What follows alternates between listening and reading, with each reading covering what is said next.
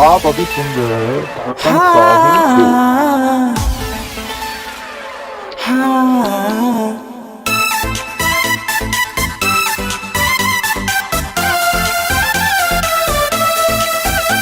दिलावा के तोरी दिलावा के तोरी छोड़ गईले हमारा गोरी दिलावा के तोड़ी छोड़ गईले हमारा गोरी दिलावा के तोड़ी छोड़ गईले हमारा गोरी गोरी छोड़ गईले हमारा गोरी दिलावा के तोड़ी छोड़ गईले हमारा गोरी दिलावा के तोड़ी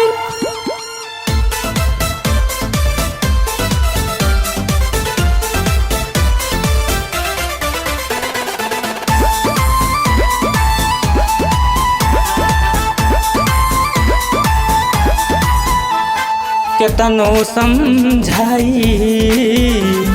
दिलावा नइखे मानत मुँह देखे खातिर रहे जान हो बेकरारी केतनो समझाई दिलावा नइखे मानत मुँह देखे खातिर रहे जान हो बेकरारी दिले बारू धोखा हमके कैसे सहब दिले बारू धोखा तू हमके कैसे हम सहब छोड़ गईले हमारा गोरी छोड़ गईले हमारा गोरी दिलावा के तोड़ी छोड़ गईले हमारा गोरी दिलावा के तोड़ी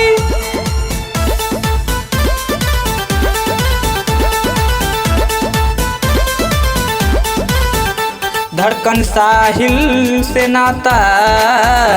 तू तोड़ ले लूरानी काहे होवन गलती कैले बानी रानी धड़कन साहिल से नाता तोड़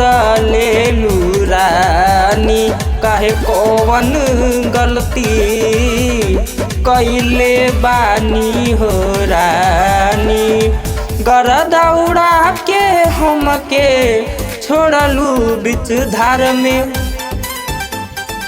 गरदा उड़ा के हमके छोड़लू बीच धार में छोड़ गईले हमारा